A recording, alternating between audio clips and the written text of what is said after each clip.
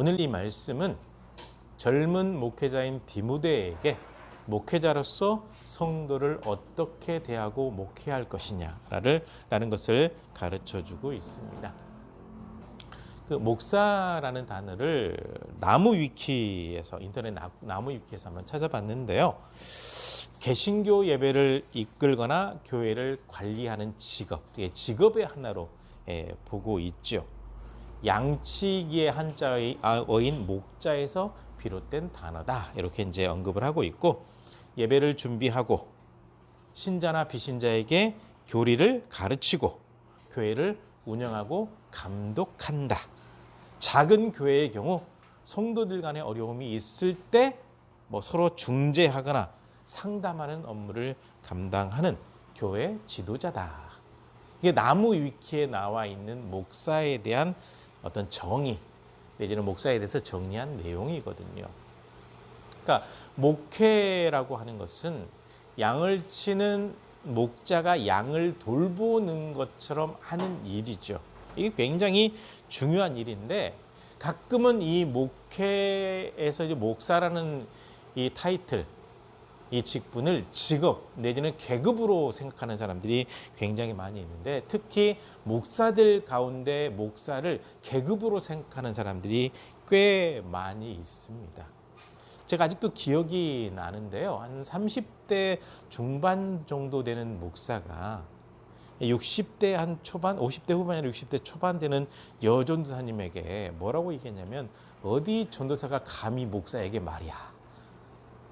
이 기본이 안 된, 그러니까 사람이 안 된 사람이 목회를 하고 있으니 계급으로 생각하고 함부로 대하는 일이 벌어지는 것이 아닌가라는 생각이 듭니다. 이 목사라는 직분은 계급이 아니고 하나님께서 세워주신 직분이죠. 하나님을 섬기고 하나님의 일을 하고 성도를 섬기라고 세워주신 직분이 바로 목사입니다. 그러니까 목회자는 잘 섬길 줄 알아야 돼요. 섬길 줄 알아야 돼요. 자꾸 섬김만 받으려고 하는데, 과연 자꾸 섬김만 받다가 하나님 앞에 갔을 때 부끄러워서 얼굴 들 수 있을까라는 생각이 가끔 듭니다. 목회자는 섬기는 것을 참 잘해야 되죠. 그러니까 목회자는 목회자로서 일을 해야 되는데 성도를 섬기는 거예요. 연령대에 맞게 섬기는 것도 굉장히 중요한데, 가장 중요한 섬김은 진리를 가르치는 겁니다. 그러니까 목회자가 진리를 올바로 알고 이 진리를 가르치지 않는다고 한다면 교회는 결국 망가질 수밖에 없습니다. 목회자가 교회 건축에 집중하고 많이 모이는 것에 집중하고 헌금 많이 모으는 것에 집중하게 되면 모든 말씀들이 거기를 향해서 지향하게 되어 있거든요. 그렇게 되면 진리로 무장되는 것이 아니라 이 땅에서 받는 기복이나 성공이나 커다란 교회, 그래서 큰 교회에 다니면 본인들이 굉장히 믿음이 좋은 줄 알고 착각에 빠져 있는 사람들이 꽤 많아요. 그렇게 교육을 시켜놨기 때문에 진리를 가르치지 않으니까 그런 문제가 되는 거죠. 그러니까 진리를 잘 가르칠 줄 알아야 되고 성도를 사랑으로 섬길 줄 알아야 돼요. 그래서 진정한 목회자, 목사다운 목사를 만나기 어렵다라는 하소연들을 해요. 제가 상담을 하게 되면 꽤 많은 신앙인들을 만나거든요. 보면 상처받은 일들이 너무너무 많아요. 존경하는 만한 분이 별로 없어요. 그분들 얘기 들어보면. 그만큼 상처가 되니까 영적으로, 육적으로, 정신적으로 문제가 생겼겠죠. 그러니까 목회자가 목회자로서 일을 제대로 감당하지 못하게 되면 그런 문제가 발생하게 되는 겁니다. 그렇게 잘 섬기는 목회자가 될 때 성도들에게 존경과 사랑을 받을 수가 있고, 목회자에게 사랑으로 양육받은 성도들은 가정이나 모든 삶 속에서 그걸 행할 수 있게 되고, 그러면 건강한 교회가 되는 거거든요. 그러니까 우리 한국 교회는 건강한 교회를 지향을 해야 되는데 그게 아니라 자꾸 나빠져 가고 있어서 지금이 너무나도 한탄스럽습니다. 적어도 저희들만이라도, 소수이지만 저희들만이라도 건강한 교회를 지향했으면 좋겠습니다. 하나님께서 원하시는 대로 하나님의 말씀 앞에 부끄러움이 없이 하나님 앞에 섰을 때 부끄러움이 없는 모습이 되기 위해서 이렇게 서가는 모습이 될 때 계속해서 우리가 영적으로 깨어 있는 거예요. 깨어 있어야 돼요. 깨어 있는 것이 굉장히 중요합니다. 그래서 가끔은 이런저런 고난도 있고 수많은 공격하는 일들도 이런 일들이 있거든요. 그렇지만 그 모든 일들 하나님께서 다 막아주실 거예요. 그러니까 작은 고난 때문에 혹시 힘드신 분들이 있다고 한다면 하나님께서 나를 사랑하지 않는 거 아니야? 아니요, 그렇지 않습니다. 그 과정을 통해서 하나님의 놀라운 은혜를 보여주실 거니까 절대로 흔들리지 말고 하나님만 바라보십시오. 이렇게 해서 영적으로 계속 우리가 하나님의 뜻 가운데 살아가기 위해서 추구하게 되면 영적으로 강건해져요. 영적으로 강건해지면 내가 영적으로 건강해지고 그런 사람들이 모인 교회가 건강해지고 그런 사람들이 사는 가정이 건강해지고 이게 하나님께서 원하시는 진정한 모습이거든요. 그런 모습이 되기를 간절히 주님의 이름으로 부탁을 드립니다. 디모데에게 그래서 목회자가 좀 목회자다워야 된다. 그래서 디모데 전서 후서 그다음에 디도서 목회자에게 보낸 편지거든요. 목회자라고 하면 어디에 집중해야 될 것인가? 일꾼을 세울 때는 어떤 기준을 가지고 있어야 될 것인가? 목회자가 성도를 대할 때는 어떻게 대해야 될 것인가? 이걸 가르치는 과정에 오늘 이 본문 말씀은 목회자가 성도를 대하는 자세, 이것을 가르쳐주고 있는 겁니다.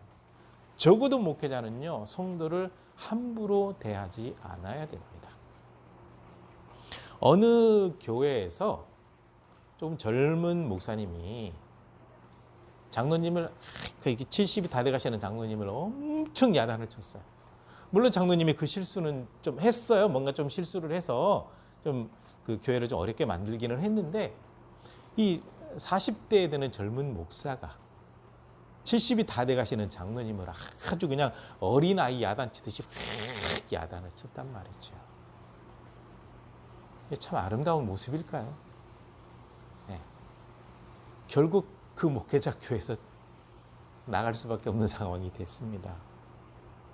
그거는 목회자니까 그래도 된다. 이건 착각에 빠져 있었던 것 같아요. 오늘 본문 말씀 보게 되면 이렇게 말씀하고 있습니다. 나이든 성도를 꾸짖지 말며, 아무리 목회자가 목회의 권위를 가지고 있다고 해도 나이든 사람을 꾸짖는 거는 이건 하나님께서 금하신 겁니다. 열정, 뜨거움, 뭔가 이런 것들 때문에 그럴 수가 있는데 그거는 절대로 하나님의 말씀대로 이루어지는 일이 아니라 본인의 혈기를 이기지 못해서 벌어지는 일이에요. 유익하라고 가르쳤다고요? 아니요. 가르치는 거와 꾸짖는 거는 엄청난 차이가 있는데 나이든 분을 젊은 목회자가 꾸짖었다? 이건 말도 안 되는 이야기입니다. 하나님께서는 절대 그거 원치 않아서 질서의 하나님이시거든요.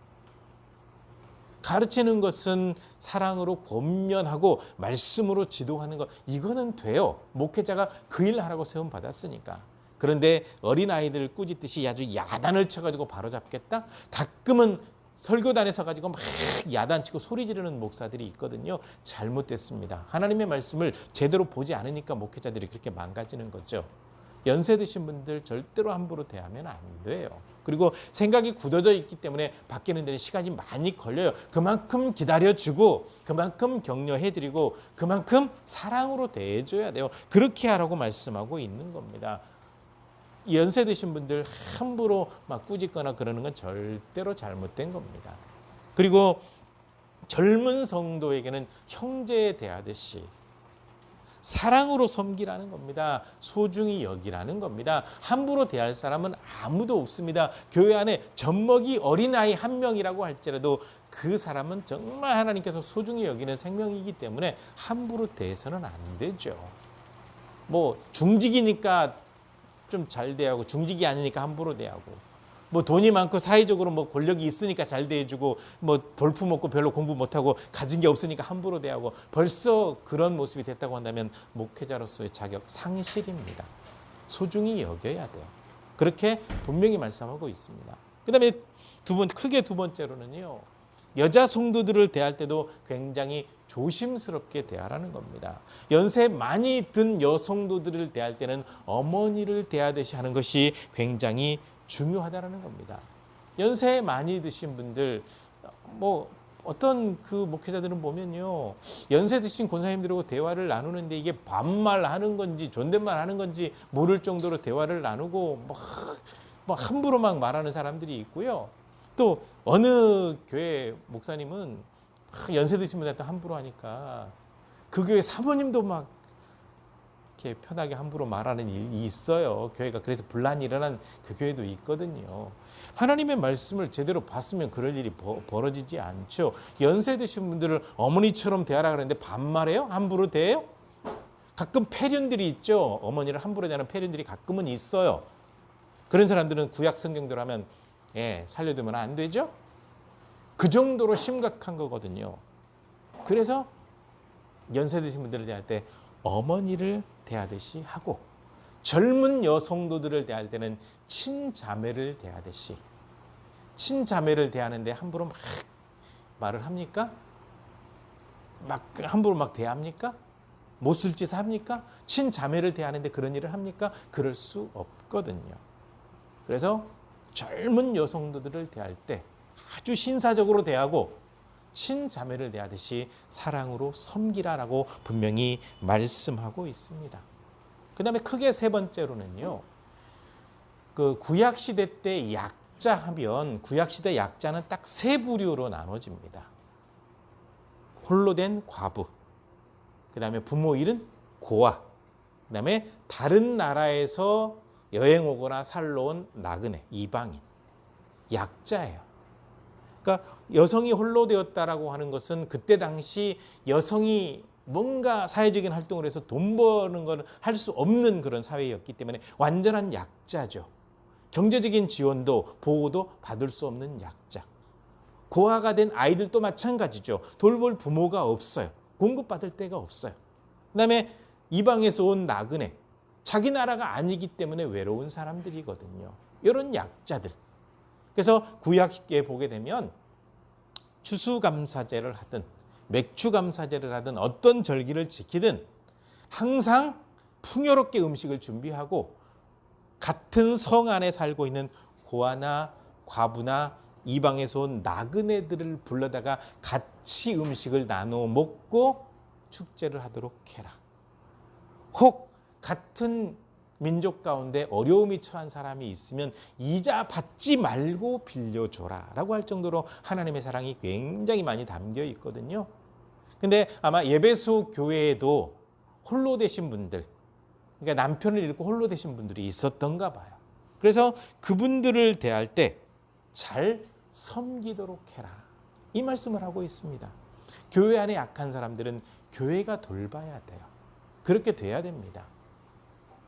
교회 안을 돌보지 않고 자꾸 다른 데로 눈을 돌리는 경우가 있는데 그건 별로 좋은 모습이 아닌 것 같아요. 교회 안에서 잘 섬길 수가 있어야 되는데 이때 이 섬김을 받을 만한 사람은 어떻게 표현하고 있냐면 참 과부.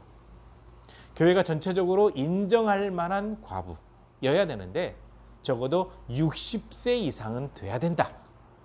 그리고 적어도 결혼을 했다가 사별해서 혼자 된 사람이어야 한다. 그 다음에 행실이 선해야 된다. 자녀를 양육하는 일을 했고 나그네를 대접할 줄 알고 성도들을 섬길 줄 알고 어려운 사람들을 도울 줄 아는 사람. 그 사람이 진짜 신앙인이다. 그러니까 믿음만 좋아 보인다라고가 아니라 삶까지 아름다운 열매가 있을 때 그런 분들을 돕게 되면 교회가 잘 도왔어요라고 하지만 그렇지 않은 분들을 돕게 되면 잡음이 나요. 어찌 저런 사람들을 돕고 그러니까 교회가 욕먹는 거예요. 이렇게 분란이 일어나게 되거든요. 그래서 기준을 딱 잡아둔 겁니다. 적어도 충분히 연세가 있고 결혼했다고 홀로 되었을 뿐만 아니라 신앙과 삶에 있어서 흠이 없는 사람, 선하게 사는 사람. 이런 사람들이 있을 때 절대로 그냥 넘어가지 말고 잘 도와주고 교회가 섬기고 이렇게 섬김을 받는 분들은 무엇을 해야 되느냐? 연세가 많기 때문에 교회에 와서 항상 간구와 기도로 교회와 성도들을 위해서 기도하라. 이렇게 말씀을 하고 있거든요. 그러니까 좀 그래도 규모 있는 교회들은 보면 한 가지 부러운 게 있어요. 항상 연세 드신 분들이 있잖아요. 60, 70, 80대 되신 이제 주로 이제 권사님들이 많으신데 이분들이 항상 기도할 수 있는 장소를 마련을 해놔요. 그래서 이제 상담을 하면서 큰 교회 분들 같이 와서 상담을 하다 보면 본인들이 너무나도 힘들고 어려울 때 그분들에게 기도 부탁을 하고 그분들의 기도가 하나님 앞에 상달되어서 하나님의 은혜로 또 많은 것을 견뎌오다가 심리적으로 너무 힘들어서 이제 저를 찾아오는 경우가 있거든요. 근데 그런 기도팀들이 있더라고요. 그러니까 존경받을 만한 분들, 영적으로 깨어있는 분들, 정말 교회를 사랑하고 성도를 사랑하는 분들, 그분들이 그러니까 뭐 집에서 홀로 있기도 좀 그렇잖아요. 교회에 모이는 거예요. 그럼 서로 공동체가 만들어지고 하는 일은 같이 대화도 나누지만 위에서 기도하고 누구 기도할 때 없습니까? 또 목사님 저희에게 기도 제목 주세요. 이렇게 받아가지고 기도하는 그런 그룹들이 있더라고요. 말씀대로 실천하는 거죠. 그 모습. 그러니까 그런 분들은 교회가 잘 섬기고 이 섬김을 받는 분들은 교회에서 간구와 기도로 하나님 앞에 온전히 맡기고 살아가는 영적 분별력 가지고 살아가는 그런 삶을 살아갈 수 있도록 모든 상황을 만들어 놓아야 되는데 참 과부 명단에 젊은 사람은 넣지 말라라고 얘기하고 있습니다. 왜냐하면 젊은 사람을 거기다 넣어놨는데 사랑에 빠져서 결혼을 해버리게 되면 문제가 또 이상하게 발생하게 되기 때문에 젊은 사람들은 그냥 결혼하도록 해라. 근데 이제 바울 사도가 이 편지를 쓸 때 홀로 된 젊은 과부들 가운데 이런 사람들이 있었던가 봐요. 그냥 구제 받으면서 게으르게 살아요. 이 집 저 집 놀러 다니면서 쓸모없는 말을 자꾸 전해요. 없는 말도 만들어내요. 그거 하지 말라고 이게 기록이 되어 있어요. 대적에게 비방할 기회를 만들어주는 일을 하지 말고, 그러니까 참 과부의 명단도 올리지 말고 차라리 결혼해서 아이 낳고 가정에서 가정을 꾸려 살아가도록 하고 게으르게 살지 말고 이 집 저 집 다니면서 말 만들어가지고 교회 내지는 여러 사람에게 분란 일으켜가지고 대적, 믿지 않는 세력들이나 악한 사탄의 세력에게 빌미를 주지 않도록 잘 다스리는 것이 중요하다. 잘 가르치는 것이 필요하다라고 이렇게 말씀을 하고 있는 겁니다. 그래서 성경에 기록된 대로 진행을 하게 되면 교회가 문제가 되지 않아요. 그게 안 되니까 큰 문제가 되고 있거든요. 이게 세 번째입니다. 이 세 번째. 교회에서 진정으로 돌봐야 될 사람, 특히 참 과부인, 연세 드신 홀로 되신 분들을 교회가 잘 책임져야 된다. 그 다음에 네 번째는 무엇이냐면 목회자가 가정에서 효도하게 만들어야 된다는 거예요. 가정에서 효도하게. 홀로 된 사람에게 자녀들이 있다고 한다면 그냥 교회가 싹 빼앗아버리지 말고 그 자녀들로 하여금 가정에서 효도하게 해라. 효도라고 하는 것은 굉장히 중요합니다. 하나님의 명령이거든요. 십계명 중에 제5계명 내 부모를 공경하라. 다른 말로 하면 내 부모에게 효도하라. 그 얘기거든요. 이게 가정에서 이루어져야 돼요. 그래서 어떤 말씀인 거냐면 교회가 독점해서 그들을 섬길 수 있지만 혹시 자녀들이 있다고 한다면 그 자녀들이 섬길 수 있도록 기회를 주고 안 하면 불러다가 가르쳐가지고 하게 하라는 거예요. 신학의 교육을 제대로 시켜서 하게 해야죠. 물론 믿음이 없는 사람들은 데려다 가르칠 수 없기 때문에 참 안타까운 일이긴 하지만 적어도 교회 안에 있는 사람들이라고 한다면 잘 가르쳐서 가정에서 그게 이루어져야 돼요. 굉장히 중요합니다. 그 다음에 다섯 번째 내용은요. 목회자는 모든 성도에게 가정을 잘 돌보게 가르치라는 거죠. 만약에 가정을 잘 섬기지 않는 사람이 있다고 한다면 아주 악한 사람이고 불신자보다 더 악하다라고 표현을 하고 있거든요. 그런데 이 다섯 번째 항목에 걸리는 성도 가정들이 굉장히 많습니다. 적어도 제가 만나는 사람들은 마음에 아픔이 있어서 만나잖아요. 가정을 제대로 돌보지 않는 일들이 있어요. 어떤 사람은 경제적으로 지원하지 않고 방임하는 사람이 있고 어떤 사람은 경제적으로는 잘 갖다 주는데 말로 얼마나 가족들을 공격하는지 가족들이 상처받아가지고 그냥 죽기 일보 직전으로 가는 경우가 있고 어떤 사람은 그냥 알코올 중독에 빠져가지고 아주 가족들을 혼통 망가뜨려버리는 사람이 있고 어떤 사람은 그냥 외도에 빠져가지고 가정을 팽개치는 사람들이 아주 크리스천들이에요. 불신자 얘기하는 것 같죠. 크리스천들이에요. 그러니까 답답할 노릇이죠. 그러니까 바울사도 당시에도 그런 사람들이 있었고 지금도 있어요. 앞으로도 있을 거란 말이죠. 그러니까 목회자가 할 일이 뭐예요? 그런 사람들을 찾아 불러서 상담하고 바로잡고 가정을 돌보도록 하는 것이 굉장히 중요하죠. 정말 못된 사람들이 많아서 악하다. 얼마나 악하냐. 불신자보다 훨씬 악하다라고 이렇게 표현할 정도. 그 다음에 감독, 장로의 자격, 집사의 자격을 얘기를 할 때 가정을 잘 다스리는 사람. 가부장적인 권위로 가정을 이렇게 좌우지하는 사람이 잘 다스리는 것이 아니라 사랑이 넘치는 가정으로 만드는 사람이 잘 다스리는 사람이거든요. 그래서 이 사람이 가정을 잘 다스렸냐 그렇지 않느냐라고 하는 것은 자녀들의 삶을 보면 된다라고 얘기할 정도로 나오고 있잖아요. 그래서 이런저런 기준을 가지고 직분자를 맡겨야 되는데 희한하게도 그렇게 큰 상처를 주는 사람들이 다 교회 직분자예요. 장로거나 안수집사거나 하다못해 서리집사거나 다 직분자란 말이죠. 얼마나 분별이 안 된 상태이면, 그리고 목회자가 그 직분자를 세울 때 가정 잘 다스리고 가정을 섬기고 가정을 잘 돌보는 것이 얼마나 중요한지 얼마나 가르치지 않았으면 그런 일이 벌어졌을까요? 어떤 분이 상담 중에 그런 얘기를 하더라고요. 본인이 그래요. 저는 교회 다니면서 한 10년 동안은 그런 생각을 했습니다. 교회 다니는 사람들은 다 괜찮은 사람들이구나. 믿음이 좋은 사람들이고 다 구원받을 만한 사람들이구나.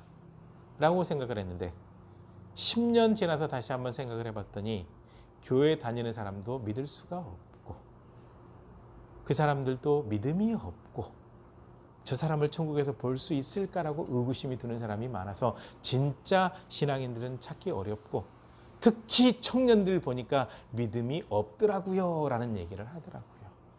본인의 경험이죠. 실제로 그렇습니다. 얼마나 교회가 바르게 교육을 시키지 않았는지 교회에 나오고 있는 사람들 가운데 구원의 확신이 없는 사람, 하나님의 백성답지 못하게 살아가는 사람이 너무나도 많이 있다라는 겁니다. 그래서 목회자가 성도들을 대할 때 인격적으로 대하고 사랑으로 대하고 거기에서 끝이 아니라 잘 가르쳐서 하나님의 말씀으로 양육해서 하나님 앞에 부끄러움이 없이 설 수 있는 신앙인이 되게 해야 된다는 거죠. 목회자가 성도들을 대하는 자세입니다. 한 사람 한 사람 한 사람을 소중히 여기는 이유가 무엇이냐? 하나님께서 독생자 아들을 십자가에 죽게까지 하면서 구원하신 거룩한 백성이기 때문에 정말 하나님 앞에 소중한 사람이거든요. 한 사람 한 사람이 다 소중하거든요. 그래서 하나님 앞에 거룩한 백성이라 그래서 성도라고 이야기를 하거든요. 그렇기 때문에 적어도 목회자는 성도를 대할 때 나의 그냥 소속된 사람, 내 밑에 있는 사람이 아니라 하나님 앞에 정말 소중한 자녀라는 것을 알고 사랑으로 섬길 뿐만 아니라 잘 양육할 책임이 있다는 거죠. 그게 바로 목회자의 사명인 겁니다. 그래서 목회자가 돌보고 양육하는 것은 굉장히 중요해요. 그래서 바울 사도가 이 편지를 통해서 교회는요 아주 다양한 사람들이 모이기 때문에 그렇게 얘기를 한 겁니다. 나이가 어떻게 됐든 사람을 함부로 대하지 말고 연령대에 맞게 눈높이에 맞게 그분들의 수준에 맞게 사랑으로 섬기고 양육하고 돌보아서 하나님 앞에 바로 설 수 있도록 하나님의 은혜 가운데 늘 거할 수 있도록 해나가는 일에 최선을 다하라. 그 성도님들에게 당부하고 싶은 말이 있습니다. 목회자를 대할 때 절대로 하나님 대하듯 하지 마십시오. 제가 이쪽 가까이에 있는 큰 교회를 한번 간 적이 있었는데요. 그 교회가 목회자가 최고예요. 목회자 말 한마디면 아주 이 성도들이 일사불란하게 이번 추수감사절에 소 한 10마리 잡읍시다 하면 소 15마리 값이 들어와요. 헌금으로 들어와요. 목회자 한마디 말을 하게 되면 쫙쫙 움직이는데 문제는 뭐냐면 이 목사님을 성도들이 하나님 섬기듯이 섬겨요. 하나님을 두려워하는 게 아니라 목회자를 두려워해요. 그래서 이렇게 그 등신대라고 하나요? 이렇게 세워놓고 직접 사람 오면 그러니까 그거 세워놓고 사진 찍도록 만들어 놓고 완전히 무슨 연예인을 만들어 놓고 하나님을 만들어 놓았더라고요. 아, 이 교회 주인은 담임 목사구나라는 인상을 받고 돌아왔습니다. 목회자를 대할 때 함부로 대하거나 그런 건 아니지만 하나님 대하듯이 하지 마십시오. 조금 조심하고 좀 인격적으로 대하고 하는 것은 당연히 해야 되지만 마치 하나님을 대하듯이 하게 되면 점점점 교만해져요. 교만해지면 어디까지 교만해지냐? 본인이 하나님의 자리에 앉아요. 그래가지고 마치 하나님처럼 행동을 해요. 그런 일이 벌어져요. 본인은 틀린 게 하나도 없어요. 거짓말을 하면서도 그것이 옳아요. 그렇게 가르쳐요. 그렇게 되는 일이 벌어지기 때문에 목회자를 할 때 하나님처럼 대하는 것은 절대로 잘못되었습니다. 그리고 또 반대로 어떤 교회는요, 목회자가 그냥 교회 직원이에요. 직원을 뽑듯이 뽑기도 하고 대할 때 직원 대하듯이 대한단 말이죠. 이렇게 되게 되면 목회자를 함부로 대할 가능성이 굉장히 큰데, 이건 뭐 협박하는 게 아니고요. 하나님께서 세우신 사람을 함부로 대하게 되면 하나님의 진노하심이 있어요. 조심해야 됩니다. 한번 보세요. 구약에서 이런 일이 있었습니다. 모세가 하나님 앞에 부름받아서 이스라엘 백성들을 출애굽시켜 나왔죠. 하나님의 전능하신 능력으로 이제 데리고 나온 거예요. 데리고 나왔는데 같이 협력한 사람이 있죠. 아론. 또 있죠. 그 누나 미리암. 어느 날 아론과 미리암이 모세한테 불만이 이만큼 있어요. 지만 지도자냐? 우리도 지도자다. 그걸 하나님께서 들으셨어요. 그래가지고 세 명을 불러다 놓고 이제 아론과 미리암을 야단을 쳐요. 하나님께서 혼을 내시면서 아주 진노하셨어요. 그러니까 모세가 그랬습니다. 하나님, 그래도 이분들 용서해 주면 안 되겠습니까? 그랬더니 하나님께서 뭐라고 말씀하셨냐면, 만약에 사람이 얼굴에 탁 침뱉음을 당해도 적어도 일주일 동안 부정한데, 내가 세운 지도자에 대해서 함부로 대했는데 그래도 혼은 내야 되지 않겠냐. 그래서 미리암에게 나병이 발생해서 일주일 동안 나병 환자로 있다가 낫고 난 다음에 다시 돌아왔어요. 이거는 겁주려고 하는 게 아닙니다. 하나님의 말씀대로 진행이 되기 때문에 목회자를 함부로는 대하지 마십시오. 교회 직원으로 대하는 일은 절대로 하지 마십시오. 그리고 반대로 하나님처럼 대하는 일도 절대로 하지 마십시오. 그리고 목회자는 모든 성도가 마치 자기 밑에 있는 것처럼 행동하면 안 돼요. 그래서 목회자들은요, 디모데전서, 디모데후서, 디도서를 아주 외워버려야 돼요. 정독하고 외워버려야 돼요. 하나님께서 목회자에게 어떻게 목회하라고 바울 사도를 통해서 가르쳐 주셨기 때문에 그렇습니다. 바로 그런 부분들을 잘 생각해 봐야 돼요. 굉장히 중요합니다. 그래서 목회자는 목회자답게 성도를 대해야 되고, 성도가 이제 갖춰야 될 모든 어떤 그 자세를 가지고 목회자를 대해야 되고, 이것이 건강하게 진행될 때 건강한 교회가 될 수가 있는 겁니다. 특히 오늘 이 본문 말씀은 성도님들이 아니라 목회자들이 더 많이 봤으면 좋겠어요. 그렇게 돼서 건강한 목회가 이루어지고 그 가운데 성도들이 행복한 한국교회가 되었으면 좋겠습니다. 아무튼 여기 계신 분들요, 하나님 앞에 늘 건강한 모습으로 서 있기를 바라고요.